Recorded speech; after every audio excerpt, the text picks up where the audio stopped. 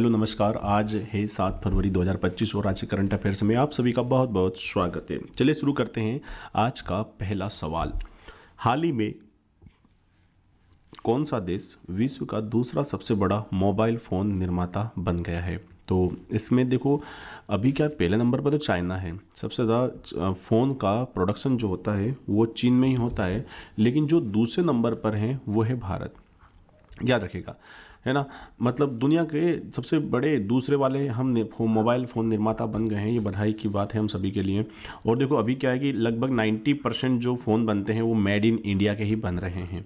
लेकिन थोड़ा सा यहाँ पर टेक्निकल इसको ठीक किया जाए तो ऐसा है कि इक्विपमेंट अभी भी हम क्या है कि हम एक्सपोर्ट कर रहे हैं बाहर से ही। अभी भी हमारे जो इक्विपमेंट है वो चाइना से आते हैं मैक्सिमम।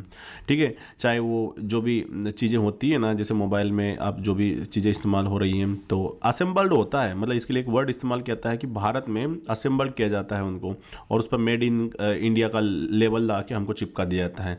लो भाई साहब, आपके अंदर देश प्रेम की भावना जागृत हो इसलिए। तो देखिएगा, है ना, इसमें भी सुधार होगा। हम इक्विपमेंट हम खुद ही बनाएंगे। चलिए, तो अगला सवाल ये रहा, हाल ही में किसे GSMA, बहुत प्यारा सा ये संगठन है, global system for mobile communication association, ये सिस्टम का पूरा नाम है, और इसका अध्यक्ष किसे बनाया गया है? पहले GSMA के बारे में बात कर लेते हैं थोड़ा सा। Global system for mobile communication association की स्थापना 1995 में हुई थी। इसका हेडक्वार्टर जो है वो लंदन में है, और लगभग इसकी जो मेंबरशिप है ना, लगभग 1200 कंपनियां जो हैं वो इसकी मेंबर हैं, और गोपाल विट्ठल को इसका अध्यक्ष नियुक्ति किया गया है। गोपाल विट्ठल को GSMA का। ठीक है, अगला सवाल देखते हैं हम लोग। हाल ही में भारत सरकार ने विदेशी नागरिकों के लिए कौन सी एक नई वीज़ा कैटेगरी शुरू किया? सबको पता है वीज़ा क्या होता है। जब भी कोई दूसरा विदेशी हमारे देश में आएगा तो हमारे देश में घूमने फिरने के लिए उसको क्या ज़रूरत पड़ती है? वीज़ा की ज़रूरत पड़ती है। विदाउट वीज़ा वो ट्रेवल नहीं कर सकता। वीज़ा अलग अलग प्रकार के होते हैं। देखो, स्टडी वीज़ा भी हो सकता है ना, ऐसा टूरिज्म वाला वीज़ा भी हो सकता है जब हम किसी देश में घूमने फिरने के लिए जाते हैं। जॉब वाला वीज़ा भी हो सकता है। हेल्थ वीज़ा हो सकता है, कहीं किसी दूसरे देश में इलाज करवाने के लिए जाएंगे तो हेल्थ वीज़ा मिलेगा। तो हमारे देश में एक पहल शुरू की गई है, आयुष वीज़ा।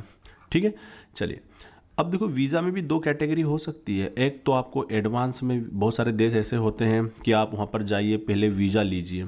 फिर एक ऐसा होता है visa on arrival. Visa on arrival क्या होता है? जैसे कि आप एयरपोर्ट पे पहुँचे और वहीं पर तुरंत आपको वीज़ा मिल जाएगा, पहले एम्बेसी के चक्कर काटने की ज़रूरत आपको नहीं है। तो वीज़ा ऑन अराइवल भी है। आपको पता है कि जो सिंगापुर है सिंगापुर जो है, आपको पता है कि जो पासपोर्ट जो है सिंगापुर का, वो सबसे स्ट्रॉन्ग पासपोर्ट माना जाता है दूसरे, मतलब एक प्रकार के दुनिया के सारे देशों में।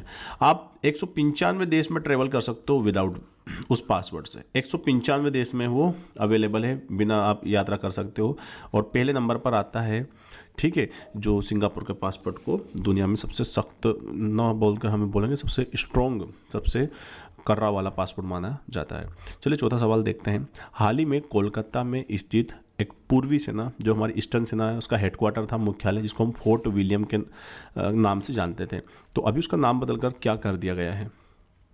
कुल मिला के आपको फोर्ट विलियम का नया नाम बताना है, तो उसे अभी वर्तमान में विजय दुर्ग नाम से जाना जाएगा। फोर्ट विलियम की स्थापना अंग्रेजों के टाइम पर हुई थी, याद रखिएगा। और ये अभी तक हमारा हेडक्वार्टर चल रहा है, जो हमारी ईस्टर्न आर्मी होती है उसका हेडक्वार्टर वहीं से चल रहा था इतने दिनों से। चलिए, पांचवा सवाल देखते हैं। हाँ, ये थोड़ा देख लीजिएगा, ये है फोर्ट विलियम का ओल्ड, अभी ये नया है स्वर्णिम विजय द्वार। ऐसे बहुत सारे वहाँ पर द्वार भी बनाए गए हैं, कोई सुभाष चंद्र बोस के नाम पर बनाए गए हैं। तो फोर्ट विलियम का नया नाम कर दिया गया है विजय दुर्ग। चलिए, आज का पांचवा सवाल ये रहा। हाल ही में दिवंगत प्रसिद्ध समाचार वाचक जिनका नाम था वेंकट रमन का संबंध किससे था? किस चीज़ में थे वो? तो देखो क्या है कि बहुत फेमस थे वेंकट रमन, आप देख रहे होंगे। 1947 में जब देश आज़ाद हुआ तो ये पहले शख्स थे जिन्होंने तमिल भाषा में, तमिल जो सेक्शन था आकाशवाणी का, जवाब तो मैंने बोल ही दिया, आकाशवाणी के ये समाचार वाचक थे। तो जो तमिल भाषा का सेक्शन था उसमें इन्होंने आज़ादी की खबर पढ़ी थी। आज़ादी की खबर पढ़ने वाले भारत के ये पहले समाचार वाचक थे। आज़ादी की खबर, आज़ादी की खबर पड़ी थी और ऐसा करने वाले ये प्रथम समाचार वाचक थे। याद रखिएगा इस बात को। चलिए आज का छठा सवाल देखते हैं। हाल ही में संन्यास की घोषणा करने वाले मार्कस स्टोइनिस का संबंध किस देश से है? मार्कस स्टोइनिस का फोटो पहले ये देखो, करने वाले आदमी हैं। जर्सी देख के आपने अनुमान लगा लिया होगा, आप क्रिकेट प्रेमी हो तो आपको पता होगा येलो जर्सी किसकी होती है। येलो जर्सी होती है ऑस्ट्रेलिया की। तो ऑस्ट्रेलिया के रहने वाले थे मार्कस स्टोइनिस, जिन्होंने अभी टाटा बाय बाय बोल दिया है। हालांकि देखो अभी जो चैंपियंस ट्रॉफी होने वाली है, चैंपियंस ट्रॉफी कहाँ होने वाली है? पाकिस्तान में होने वाली है। तो उस चैंपियंस ट्रॉफी के जो टीम थी ऑस्ट्रेलिया टीम, उसके पार्ट थे ये, मतलब ऑस्ट्रेलिया टीम में इनको चुना गया था चैंपियंस ट्रॉफी के लिए, लेकिन बीच में बेवफा ने धोखा दे दिया। क्या बोल दिया कि टाटा बाय बाय, तुम देख लेना, मैं तो जा रहा हूँ, है ना। तो लोग तो तरस जाते हैं भाई साहब नेशनल टीम में शामिल होने के लिए, और भाई साहब ने टाटा बाय बाय बोल दिया। चलता है, क्या करें। हाल ही में कौन से राज्य को नक्सल मुक्त घोषित किया गया है? अब देखो नक्सली क्या होते हैं, ये कुछ लोग हैं, आदिवासी कहा जाता है, कोई तो इनको कहते हैं ये आदिवासी लोग होते हैं, जंगल के वासी होते हैं, और ये नहीं चाहते हैं कि जो नॉर्मल लोग हैं वो इंटरफेयर करे इनके एरिया में। तो इन्होंने हथियार उठा लिए हैं सरकार के खिलाफ। ये सरकार के विकास से भी नाखुश है, ये नहीं चाहते हैं। कुछ राज्यों में ऐसा होता है कि वो विकास के भी विरोधी होते हैं। जब भी कोई सरकार कुछ गाँव में अच्छा काम करती है, नक्सली आके वहाँ पर आतंकवादी गतिविधियाँ करते हैं और लोगों को डराते हैं, सरकार विरोधी एजेंडा चलाते हैं, तो सरकार इनसे लड़ रही है। अभी कर्नाटक जो है वो ऐसा राज्य बन चुका है जो लगभग नक्सल मुक्त हो चुका है। वहाँ के जितने भी नक्सली थे सब ने सरेंडर कर दिया है। उनके लिए एक अच्छा सा पैकेज लेकर आई थी सरकार, जिसमें उनको पैसा देना, उनको रिहैब करना, उनके लिए पुनर्वास की व्यवस्था करना, ये सब चीज़ें उसमें सम्मिलित थी। तो नक्सल मुक्त हो चुका है कर्नाटक।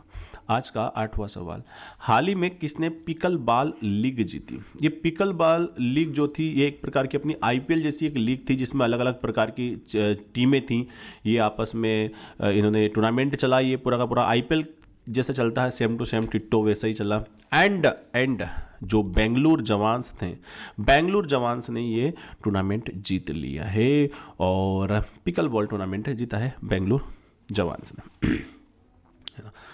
खुशी मनाओ, है ना आरसीबी वालों। बेंगलुरु कम से कम यहाँ तो बेंगलुरु जीती है, और महिला जो पहला आईपीएल हुआ था महिला वाला, उसमें भी बेंगलुरु जीती थी। बाकी तो आरसीबी वाले जानते हैं कि उनकी किस्मत कैसी है।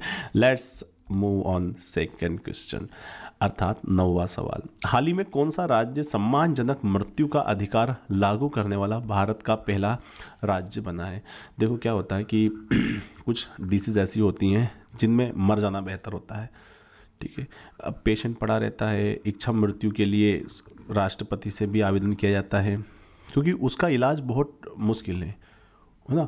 वो उसको मर जाना बेटर है, वो तड़प के कर रहा है। तो ऐसे एक सम्मानजनक मृत्यु मिल जाए तो ऐसा अधिकार लागू करने वाला भारत का पहला राज्य बना है कर्नाटक। उसने क्या किया है, अपने यहाँ पर सम्मानजनक मृत्यु वाला प्रस्ताव पास कर दिया है, जिससे कि वो राष्ट्रपति की मंजूरी मिलने में थोड़ी आसानी हो जाएगी। क्योंकि आप मर भी नहीं सकते, याद रखिएगा। अगर आप मर रहे हो, सुसाइड कर रहे हो, तो आप आर्टिकल नंबर 21 का उल्लंघन कर रहे हो। अनुच्छेद नंबर 21 जो संविधान का होता है, राइट टू लाइफ जो होता है, उसका उल्लंघन होता है सुसाइड करना। चलिए आज का 10वां सवाल देखते हैं हम लोग। विश्व जोखिम रिपोर्ट 2025 के अनुसार शीर्ष वैश्विक जोखिम क्या है? मतलब सबसे बड़ा खतरा क्या है? तो इस रिपोर्ट में अलग अलग खतरे बताए गए हैं कि अगले साल का अभी क्या खतरा है, 10 साल में कौन कौन से, 10 साल बाद कौन सा खतरा होने वाला है। तो अभी हमारे पास सबसे बड़ा खतरा जो है अभी करंट में, वो है झूठी और भ्रामक जानकारी। हालांकि इसमें बहुत सारे खतरे बताए गए हैं, लेकिन जो प्रमुखता से प्रकाश डाला गया है, जैसे इसमें जलवायु परिवर्तन भी एक बहुत बड़ा खतरा है।